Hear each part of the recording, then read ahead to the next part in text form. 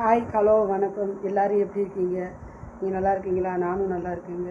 இன்றைக்கி நம்ம என்ன பார்க்க போகிறோம்னா, வீடியோக்குள்ளே போகிறதுக்கு முன்னாடி வெல்கம் டு சஷ்டி கில்லம் சேனலை சப்ஸ்கிரைப் பண்ணிக்கோங்க, சப்போர்ட் பண்ணுங்கள், லைக் பண்ணுங்கள், கமெண்ட் பண்ணுங்கள், வீடியோவை ஸ்கிப் பண்ணாமல் பாருங்கள். நம்ம இன்றைக்கி என்ன வீடியோ பார்க்க போகிறோம்னா, எங்கள் வீட்டுக்கார் இறந்து இன்றைக்கோட 2 வருஷம் ஆகுதுங்க. அவருடைய கடைசி காலம் அது நினைவு நாள் வருதுங்கிறதுனால எனக்கு ரொம்ப கஷ்டமாக இருந்ததுங்க. வாழ்ந்த சந்தோஷத்தங்களை சொல்கிறத விட அவர் பட்ட கஷ்டங்கள் தாங்க. அந்த கடைசி தருண வாயில் அவர் எவ்வளோ கஷ்டப்பட்டாருன்னு தெரியுமா? அவர் உடம்பு சரியில்லைன்னு ஒரு நாள் கூட படுத்ததே இல்லைங்க. ஒரு நாளைக்கு முன்னாடி தாங்க எனக்கு ஏப்பம் வர மாட்டேங்குது, ஏப்பமே வரல, நெஞ்சுக்குள்ளே குத்துதுன்னு சொன்னார். ஒரு நாளையில் அவர் போய் ஹாஸ்பிட்டலில் போய் ஊசி போட்டது இல்லைங்க. நெஞ்சு வலிக்குன்னு சொல்கிறாரு அப்படின்னு கேட்டால் எனக்கு இல்லை, ஏப்பம் வரலை அப்படின்னாங்க. போனோம், கூட்டு போய் ஊசி போட்டு வந்தோம். இப்போ சரியாக போச்சுன்னு சொன்னார். ஒரே நாளில் நடந்ததுங்க. சரியாக போச்சுன்னு சொல்லிட்டு சாப்பிடவே இல்லைங்க. பழையபடி எனக்கு ஃபீவராக இருக்குன்னாரு. சரி வாங்க ஊசி போட போகலான்னு. நீங்கள் எல்லாம் கூப்பிட்டா வரமாட்டேன், நான் மட்டும்தான் போய் ஊசி போடுவேன்னு சொன்னார். சரின்னு சொல்லி அனுப்பி விட்டேங்க.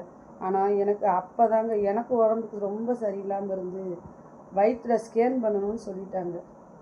அப்போ என்ன சொல்கிறாரு, எனக்கு ஃபீவர் தானே, நீ போய் முதல்ல உனக்கு வயிற்றில் வலின்ற, நீ போய் ஸ்கேன் பண்ணிட்டு வா, உன் உடம்பை பாருன்னு சொல்லி என்னை ஸ்கேன் பண்ண ரூபா கொடுத்து ஹாஸ்பிட்டலுக்கு அனுப்பிவிட்டு ஒரு 10 தடவை ஃபோன் பண்ணியிருப்பார். நீங்கள் எங்கே இருக்கீங்க, நீங்கள் எங்கே இருக்கீங்க, ஏன் என்னை விட்டுட்டு போயிட்டீங்கன்னு கேட்குறாரு. எனக்கு ஒன்றுமே புரியல. என்னடா இந்த மனுஷன் ஃபீவருன்னு சொன்னார், ஊசி போட்டு வரேன்னு சொன்னார், ஊசி போட்டு வந்தார், மாத்திரை வாங்கினேன்னு சொன்னார், கடைசியில் எனக்கு ஃபீவர் தானே, நீ ஹாஸ்பிட்டலுக்கு போன்னு என்னை அனுப்பி விட்டுட்டு இப்போ 10 தடவை நமக்கு ஃபோன் பண்ணுறாரே, உங்கள் அப்பாவுக்கு என்னடா ஆச்சுன்னு நான் பிள்ளைங்கக்கிட்ட புலம்புறேன். சரி பரவாயில்ல, 11ஆவது தடவை சொல்கிறேன், என்னையா நீ தானையா ஃபோன் பண்ணி என்னை போக சொன்னேன் ஹாஸ்பிட்டலுக்குன்னு சொன்னேன். அப்போ ஓயாமல் ஃபோன் பண்ணுறியே எதுக்கியான்னு கேட்டேன். எனக்கு சாப்பிடணும் போல் இருக்குது, 2 இட்லி வாங்கிட்டு வாங்கன்னு சொன்னார் மனுஷன் பாருங்கள். சரின்னு சொல்லிவிட்டு இட்லி வாங்கிட்டு எங்களுக்கு புரோட்டா சாப்பிட வாங்கிட்டு வரோம். வந்தால் குளிச்சு காய்ச்சல்னு சொன்ன மனுஷன் நல்ல தலைவலியோ குளிச்சு விபூதி நெத்தி நிறைய பூசிட்டு உட்காந்துருக்கிறாரு. கால் மேல் கால் போட்டு உட்காந்துருக்கிறாரு. என்னப்பா உடம்புக்கு சரியில்லாத மனுஷன் ஏன் இப்போ குளிச்சேன்னு கேட்டேன். அதெல்லாம் எனக்கு சரியாக போயிடும் அப்படின்னு சொல்லிட்டார். 2 இட்லி வச்சு நல்லா சாப்பிட்டாருங்க. அவர் சாப்பிட்டுட்டு இருக்கிறாரு. நான் இந்த ரிப்போர்ட் எடுத்து இந்த ரிப்போர்ட்டில் எனக்கு என்ன ஆச்சுன்னு சொல்லி எனக்கு படிக்க தெரியாது, இருந்தாலும் நம்ம ஸ்கேன் ரிப்போர்ட்டு பாருங்கள், நம்ம இத்தனை வயசுக்கு அப்புறம் நம்ம ஸ்கேன் எடுத்துருக்குறோம், நமக்கு என்ன ஆச்சோ ஏதாச்சோ அப்படின்னு சொல்லி புலம்பி கவலையோடு இப்படி உட்காந்துருக்குறேன் ரிப்போர்ட்டை பார்த்துட்டு.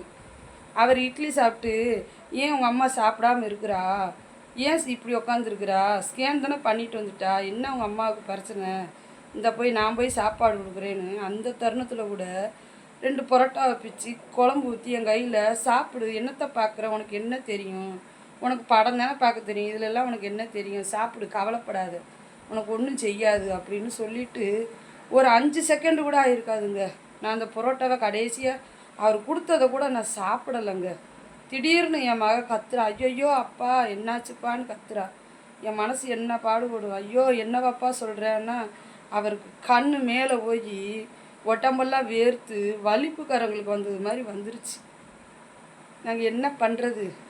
உடனே ஆட்டோவில் தூக்கி போட்டு போனால் பஜாரில் ரோட்டில் அவ்வளவு இது டிராஃபிக்கு.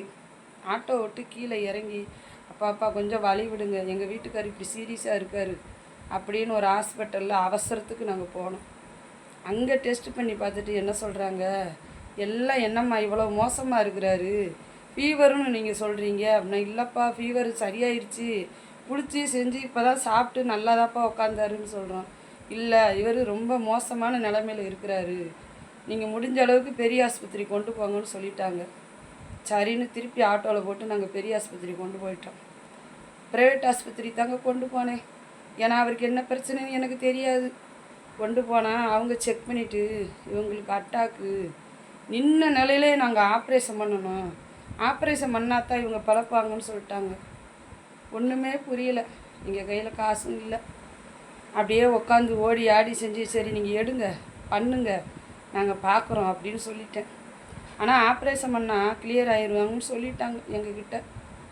கடனை வாங்கி உடனே வாங்கி நாங்கள் பணம் கட்டிடுறோங்க, நீங்கள் பண்ணுங்கன்னு சொல்லிட்டோம். ஆனால் அவங்க டாக்டர் என்ன சொல்லிட்டாங்க, நாங்கள் செக் பண்ணும்போது தான் தெரியும் அது அவருக்கு 1 ஓட்டையா 2 ஓட்டையான்னு நாங்கள் சொல்லுவோம் அப்படின்ட்டாங்க. சரி எதுவாக இருந்தாலும் பாருங்கள், நாங்கள் எல்லோரும் பார்த்துக்குறோன்னு எங்கள் பொண்ணு எங்கள் மருமக எல்லாருமே எங்களுக்கு தைரியம் சொன்னாங்க. சரின்னு சொல்லிட்டோம். ஆப்ரேஷன் பண்ணிட்டாங்க. ஆப்ரேஷன் பண்ணிவிட்டு ஒரு 10 நிமிஷத்தில் எங்களை கூப்பிட்டு சொல்கிறாங்க, அவர் ஆப்ரேஷன் வந்து சக்ஸஸ்ன்னு சொன்ன வாய் இப்போ நாங்கள் எப்படி சொல்லனே எங்களுக்கு தெரியலம்மா, 3 தடவை அட்டாக் வந்துருச்சு அப்படின்னு சொல்லிட்டாங்க. எங்களுக்கு ஒன்றுமே புரியல. என்ன சார் இப்படி சொல்கிறீங்க, நீங்கள் எவ்வளோ தூரம்லாம் உங்களை நாங்கள் நம்பி வந்தோம், அங்கே பாருங்கள் சார்னு சொல்லி பிள்ளை குட்டியோடு எல்லோரும் ஆஸ்பத்திரி வாசலில் உட்காந்துருக்குறோம். கடைசி வரைக்கும் அவங்க எங்ககிட்ட எதுவுமே சொல்லலை. அவர் எங்களை விட்டு போயிட்டார். அதை கூட அந்த டாக்டர் மறைச்சிட்டாங்க. ஏன்னா நாங்கள் பாதி பணம் தான் கட்டியிருக்கிறோம், மீதி பணம் நாங்கள் கொடுக்கல அப்படிங்கிற ஒரு காரணத்தில் டக்குன்னு அவங்க சொல்லலை. அவர் எல்லாருக்கும் அவ்வளோ உதவி பண்ணுவாருங்க. ஆனால் நான் என்ன சொல்கிறது, அவ்வளோ கஷ்டப்பட்டேங்க. அதுவும் சனிக்கிழமை பொழுதும் ஒரு நகையை அடமானம் வைக்கணுன்னா கூட பேங்கு கிடையாது, ஒன்றும் கிடையாது. அல்லாடி செஞ்சு அவர் அவ்வளோ உதவி செஞ்ச மனுஷனுக்கு அவரை நாங்கள் பணம் கட்டி வாங்கினது அப்பப்பா அந்த கடவுளுக்கு தாங்க தெரியும். இருக்கிற மக்களுக்கெல்லாம் பசின்னு வந்தால் உடனே செய்வார். டீ கடையில் தாங்க வேலை பார்த்தாரு. அந்த சம்பளத்தை வாங்கிட்டு வந்து அப்படியே கொடுப்பாரு. ஐயோ பசிக்குதுன்னு சொல்கிறாங்க, ஐயோ அவங்க குடும்பம் பசிக்குதுன்னு சொல்கிறாங்க அப்படின்னு சொன்ன மனுஷனுக்கு ஒரு முழம் சாப்பாடு கூட நாங்கள் போட முடியாமல் ரொம்ப கஷ்டப்பட்டுட்டாங்க. அந்த நினைவை நினச்சோம்னா எனக்கு தாங்கிக்கிடவே முடியலைங்க. இதுக்கு மேலே நான் சொன்னோம்னா நான் ரொம்ப அழுதுருவேன்.